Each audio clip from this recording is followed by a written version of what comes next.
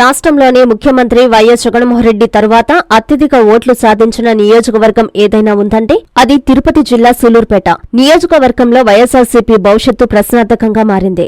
అయితే ఇప్పుడు ఈ నియోజకవర్గంలో ఎమ్మెల్యే కిలివేటి సంజీవయ్యపై అసమ్మతి సెగ తీవ్ర స్థాయికి చేరింది. ఇదివరకే తమ వ్యతిరేకతను తెలియజేసిన ఎమ్మెల్యే వ్యతిరేక వర్గం దొరవారిసత్రం మండలం వెదురుపట్టు గ్రామంలోని మామిడి తోటలో గురువారం మరోసారి భారీ సభ ఏర్పాటు చేసి నియోజకవర్గంలోని వ్యతిరేక వర్గాన్ని అంతా ఒకచోట చేర్చారు. సంజీవయ్యను సూలూరుపేట నుండి నిలబడితే ఖచ్చితంగా ఓడించి తీరుతామనే సందేశాన్ని అధిష్టానానికి సూటిగా పంపారు. ఈ కార్యక్రమంలో కట్టా సుధాకర్ రెడ్డి, రామ్మోహన్ రెడ్డి, మధుసూదన్ రెడ్డి, శ్రీమంత్ రెడ్డి, శేఖర్ రెడ్డి, 786 రఫీ, పాండురంగ యాదవ్, రాజసులోచనమ్మ, ఎమ్మెల్యే వ్యతిరేక వర్గ నాయకులు, కార్యకర్తలు తదితరులు పాల్గొన్నారు. పార్టీ ప్రారంభం నుంచి పాదయాత్రలో పాల్గొని ఎంతో మంది పార్టీకి అహర్నిశలు కృషి చేసి పార్టీని అధికారంలో తీసుకురావడానికి ఎంతగానో కష్టపడినటువంటి నాయకులందరూ కూడా ఇక్కడ ఉన్నారు. ఈ సంజీవయ్య గారు 2014లో ఈ పార్టీలోకి హైజాక్ చేస్తూ వచ్చాడు. ఆయన పార్టీ పుట్టుక నుంచి లేడు. మీరు ఈ విషయం మాత్రం గుర్తుపెట్టుకోండి. పార్టీ స్టార్ట్ చేసినప్పుడు ఆయన లేడు. పార్టీ పెట్టి ఎలక్షన్ పోయే ముందే ఆయన వచ్చి అందులో చేరి ఎమ్మెల్యే తీసుకున్నాడు. 2014లో మనందరం కష్టపడ్డాం. అత్యధిక స్వల్ప మెజార్టీతో 3000తో ఈ నియోజకవర్గంలో ఆయన గెలిపించడం అనేది జరిగింది. మీ సంవత్సరాలు అందరూ కష్టపడి మళ్ళా కేసులు పెట్టించుకొని అవతల ఉన్న రూలింగ్ లో ఉన్న పార్టీ చేత సాగు కొట్టించుకొని తిరిగేటువంటి పరిస్థితి ఏర్పడింది. కుర్చీలో కూర్చోవలసిందిగా కోరుకుంటా ఉన్నాను. గెలవడం అత్యధిక మెజార్టీతో ఒకసారి వాతావరణం అంతా కూడా పెళ్లకూరు మండలమే ఎగ్జాంపుల్. పెళ్లకూరు అక్కడే మీకు తెలుసు ఆయన కొంతమంది 14 పంచాయతీల్ని పోగొట్టినటువంటి దీనికైతే మాత్రం మేము పని చేయము. సంజయ్ గారికి ఖచ్చితంగా పని చేసే కృషి లేదు. సంజయ్ గారు గెలిచే ప్రసక్తి లేదు. ఖచ్చితంగా ఓడిపోతాడని కూడా చెప్తాను మేము. ఎందుకంటే ఆయన మీద ఉన్నటువంటి అసంతృప్తి ఆయనగా ప్రతి ఒక్క కేటగిరీలోనే ఉంది. అందరిలో అమరావతికి వినబడాలి. పెద్ద ఆయన గారికి జగనన్న ముక్కు, జగనన్న ముక్కు, జై జగన్, సంజీవయ్య వద్దు, జగనన్న ముక్కు, సంజీవయ్య వద్దు, జగనన్న ముక్కు, బై బై సంజీవన్న, బై బై సంజీవన్న, బై బై సంజీవన్న, బై బై సంజీవన్న, బై బై సంజీవన్న, జగనన్న ముక్కు, బై బై సంజీవన్న, బై బై సంజీవన్న, బై బై సంజీవన్న. ఆ రోజు సూదిలాగా వచ్చి 2014లో సూది, 2019లో దపనము, 2024 వచ్చేటప్పటికి గడ్డపార అయ్యి మనకి ఈ రోజు ఈ స్థితి పట్టింది. కాబట్టి సంజీవయ్య వద్దు, మనకు జగనన్నే ముద్దు. మూడోసారి సంజీవయ్య వస్తే మన కొంపలు మునుగుతాయి. నేను 93వ సంవత్సరం నుంచి కూడా రాజశేఖర్ రెడ్డి గారి అభిమానిగా ఈ ప్రాంతంలో నాకు ఒక గుర్తింపు ఉంది. 2010లో జగన్మోహన్ రెడ్డి గారు ఓదార్పు యాత్ర చేపట్టినప్పుడు 2010 నుంచి సూలూరుపేటలో కీర్తిశేషులు దబ్బల రాజారెడ్డి గారు నేను ఎంతో ప్రతిష్టాత్మకంగా తీసుకొని ఇక్కడ ఓదార్పు యాత్ర చేపట్టడం జరిగింది. 2014లో ప్రత్యక్షమైనాడు ఈ సంజీవయ్య. మనకు దరిద్రం పట్టినట్టు పట్టినాడు. ఎందుకంటే మొదటి నుంచి పార్టీకి వీర విధేయులుగా పనిచేస్తున్నటువంటి ప్రతి ఒక్కరిని అనగదొక్కే ప్రయత్నం చేస్తున్నాడు ఈ సంజీవయ్య. నాయకులు కానీ పనితీరులు ఏ విధంగా ఉందంటే, ఏదైనా పదవి కావాలంటే జగన్మోహన్ రెడ్డి యొక్క అభిమానికి పదవలేదు, రాజశేఖర రెడ్డి అభిమానికి పదవలేదు, వైఎస్ఆర్ కాంగ్రెస్ పార్టీ అభిమానికి పదవలేదు. 14 సంవత్సరాలుగా వైఎస్ఆర్ కాంగ్రెస్ పార్టీ కోసం పనిచేసినటువంటి ఏ నాయకుడికి పదవలేదు. ఎమ్మెల్యేకి పక్కలేస్తావా, ఎమ్మెల్యేకి వంత పడతావా, ఎమ్మెల్యేకి కాళ్ళు వస్తావా, ఎమ్మెల్యేకి అనుచరుగా ఉంటావా, వాళ్ళకి మాత్రమే పదవులు. కానీ ఎవరైనా సరే వైఎస్ఆర్ కాంగ్రెస్ పార్టీ అభిమానులు కానీ, జగన్మోహన్ అభిమానులు కానీ, రాజశేఖర అభిమానులు కానీ పదవులు ఉన్నాయా ఈ నియోజకవర్గంలో నేను అడుగుతున్నాను. కష్టపడ పార్టీ కోసం కష్టపడిన కార్యకర్తల నాయకుల్ని ఈ విధంగా బాధించి ఈ విధంగా ఇచ్చేస్తే ఎవరు వేస్తారా సంజీవ్ అన్న మీకు ఓటు చెప్పండి, మీరు చెప్పండి ఎవరు వేస్తారు మీకు ఓటు? జగన్మోహన్ రెడ్డి గారు ఈరోజు మీలాంటి వాళ్ళకి ఎమ్మెల్యే సీట్లు ఇచ్చి ఈరోజు ప్రజలు కార్యకర్తలు నిన్నే మీరు దౌర్జన్యాలు చేస్తే ప్రజలు ఏ విధంగా ఓట్లు వేస్తారో మీరే చెప్పండి. ఏ పార్టీ అధికారం ఉంటే ఆ పార్టీలో పోయాడు. గోడ మీద పిల్లి బ్యాచ్, ఆ గోడ మీద పిల్లి బ్యాచ్ ని ఒక వర్గంగా తయారు చేసుకొని ఈ రోజు వైఎస్ఆర్ కాంగ్రెస్ పార్టీ నాయకుల్ని కార్యకర్తల్ని కాళ్ళ కింద వేసి అనగదొక్కేసిన దానివల్ల ఈ రోజు మేము సంజీవయ్యని వద్దు అని అనడానికి ముఖ్య కారణం అదే. ఇప్పుడు కూడా జగన్మోహన్ రెడ్డి గారిని మేము ఆయన అడుగుజాడలో నడుస్తాము.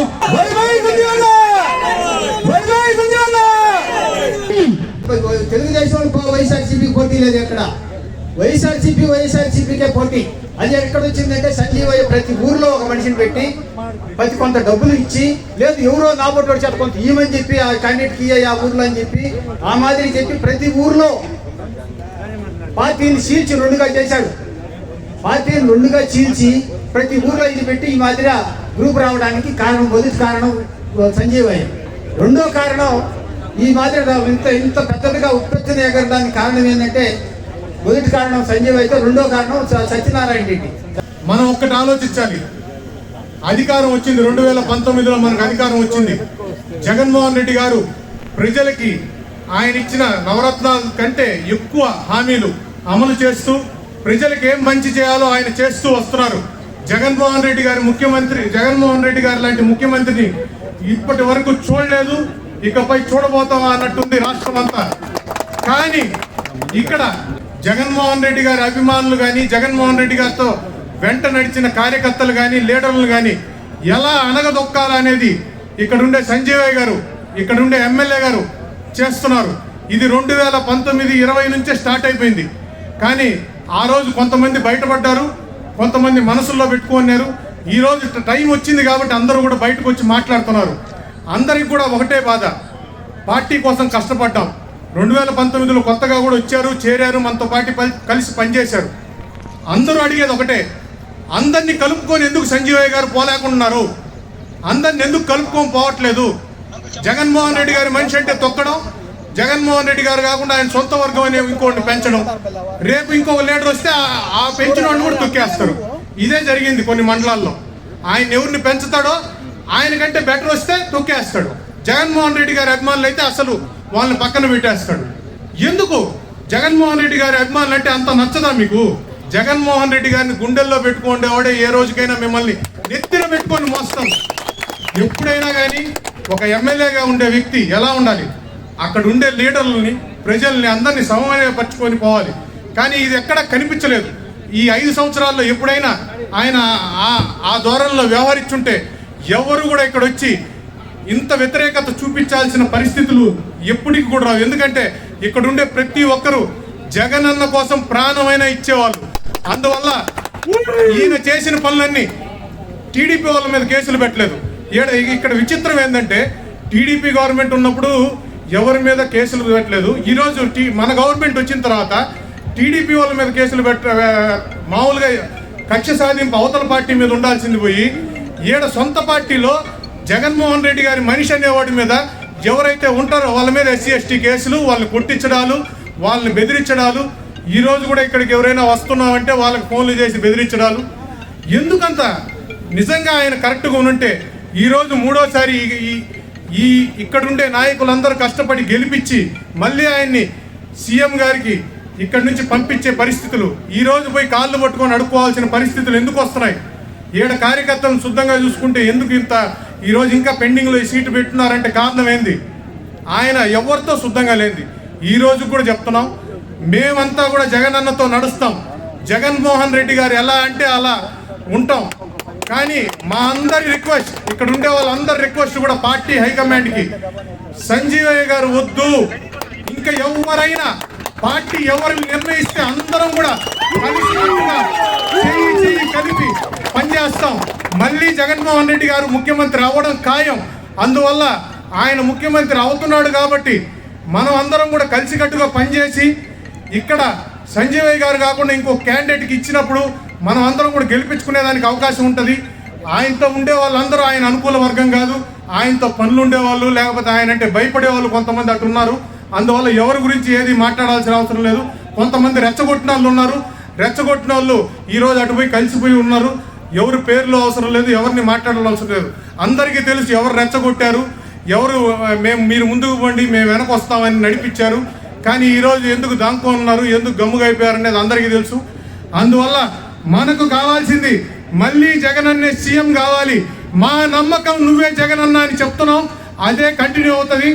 అందువల్ల సంజీవయ్య గారు వద్దు, జగన్ అన్నే ముద్దు. సంజీవయ్య గారు వద్దు, జగన్ అన్నే ముద్దు. మా నమ్మకం నువ్వే జగన్ అన్న, నిన్ను నమ్మవు సంజీవన్న. ఒక మహాకవి చెప్పాడు, కనుబొమ్మలు వచ్చితే వినయం, కనుబొమ్మల పైకి లేపితే విప్లవం అని మీకందరికీ కూడా నేను వద్దు. సంజీవయ్య అంటే నరాలలో జీర్ణించుకుపోయిన వ్యతిరేకత ఈ గుండెల్లో, ఈ యొక్క మన కార్యకర్తల హృదయాలను గాయపరిచి చేసిన దానికి మూల్యం చెల్లించుకోకుండా తప్పదు అని కూడా ఈ సభాముఖంగా నేను మనం చేస్తున్నాను. అది ఏంటి ఆ లాజిక్ అనేది నేను ఇప్పుడు అర్థమవుతున్నాను నాకు. అయితే ఈ వయసులో నేను చేయలేను. మోకాలు టచ్ చేయించాలి. ఎవరు దావర పోతే దమాలని కాలు మీద మన పక్కన ఉన్నాడు చెప్పకండి, చెప్పండి. ఇది నిజమండి. ఈ కాలం మీద పడిపోయి పాపం ఆయన ఒక పదవి ఇచ్చినారు సెంట్రల్ పాపాన్ని చదువు రాదు. అది జగన్మోహన్ రెడ్డి ఒక్కొక్క టెంకాయ ఇచ్చినట్టు మంది హృదయాలని కాయిపోచ్చిన ఆయన. నేను ఒక మిత్రుడు ద్వారా ఒక విషయం చెప్పి పంపించా ఎమ్మెల్యే గారికి. అయ్యా 2 టూర్లు ఎమ్మెల్యేలో ఈ టూర్ అయితే గెలవు. జగన్మోహన్ రెడ్డి వచ్చి సులూరుపేట నాయుడుపేటలో కూర్చున్నా గెలవు. కాబట్టి గౌరవంగా పోయి సార్ నాకు 2 టూర్లు ఇచ్చారు, పరిస్థితి వాటంగా లేదు. ఇసుక మద్రాసు పంపించినామంటున్నారు, ఆ టిక్కో ఇల్లు స్టీల్ అమ్మేసినామంటున్నారు, తర్వాత వచ్చేసి సిమెంట్ అమ్మేసినామంటున్నారు. నన్ను నానా గందరగోళం చేస్తున్నారు. కాబట్టి నన్ను వీళ్ళంతా ఓడిస్తారు. నన్ను గౌరవప్రదంగా నేను గమ్మనుంటాను, లేకపోతే సత్యవేడికి బొమ్మను. ఆడంతా మీ కమ్యూనిటీ ఉంది, ఆడకపోతే నీ అదృష్టం ఎట్టుంటుందో అని నేను వద్దంటాం. లేకపోతే కమ్మను ఉండి అంటే ఎమ్మెల్సీ చేయాలని వస్తారు. ఇంత వ్యతిరేకత ఉందని చెప్పమని వస్తుంది. నేను వదులుకుంటానా? ఓడిపోతే నేను ఇన్ఛార్జ్ తీసుకుంటాను, ఇక నేను సాధించేస్తాను, చొక్కలు చూపిస్తాను. వెళ్ళి మమ్మల్ని చొక్కలు చూపిస్తున్నా. పార్టీ కోసం విధేయులుగా పనిచేస్తున్నవే తప్ప నువ్వు నీతోటి ఉన్నటువంటి నవరత్నాలు ఈ బొచ్చు కూడా పెరగలేదు. సమరాన్ని ప్రకటిస్తాం, నీకిస్తే ప్రకటిస్తాం. మీ అందరి ద్వారా జగన్మోహన్ రెడ్డికి ఒక విన్నపం, ఇలాంటి దుర్మార్గుడు, ఇలాంటి కార్యకర్తలను అణిచివేసేటువంటి ఒక నీచుణ్ణి మాకు ఎమ్మెల్యేగా టికెట్ ఇవ్వద్దు. ఒక మంచి చదువుకున్నవాడిని, ఒక మంచి సంస్కారం గలవాడిని, ఒక మంచివాడిని ఎంతో మంది మీ దృష్టిలో ఉన్నారు. వాళ్ళని పంపించండి, ఖచ్చితంగా గెలిపించి పంపిస్తాం. కాదు వైనాడ్ సంజీవయ్య ఏమంటే ఇక్కడ సరసనం బయటకుండా ఆయన గుండు కొట్టిస్తే వైఎస్ఆర్సీపీ కార్యకర్తలు ఈ సంజీవయ్య గుండు కొట్టేస్తారు. కాబట్టి నేను రిక్వెస్ట్ చేస్తున్నాను హైకమాండ్ని, సాధ్యాసాధ్యాలు పరిశీలించండి. ఒక నిజాయితీ ఇతను ఎవరు వచ్చినా కొనేస్తున్నాడు. పీకే టీంని కొనేసినాడు, ఇంకొక ఆయన టీంని కొనేసాడు. మేము ఒకటి చెప్తే ఒకటి రాస్తున్నాం. కాబట్టి దయచేసి 2 చేతులు ఎత్తి నమస్కరిస్తూ జగన్మోహన్ రెడ్డి గారిని మంచి అభ్యర్థిని పంపించాలని మీడియా మిత్రుల ద్వారా, మా యొక్క నాయకుల ద్వారా, మా యొక్క కార్యకర్తల ద్వారా ఆయనకి విన్నపం ఇస్తూ తెలుసు. అయ్యా సంజీవయ్యా వద్దు వద్దు వద్దు.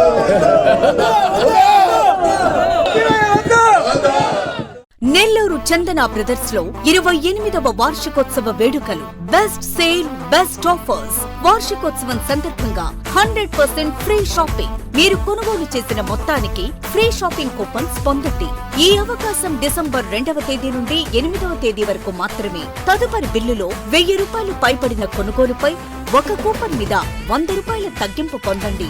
2024 నవంబర్ 30వ తేదీలోపు ఈ కూపన్ వినియోగించుకోండి. అన్ని రకాల వస్త్రాలపై up to 55% discount. 1+1, 1+2 combo offers. ₹666కే 3 టిష్యూ ఫ్యాన్సీ సారీస్.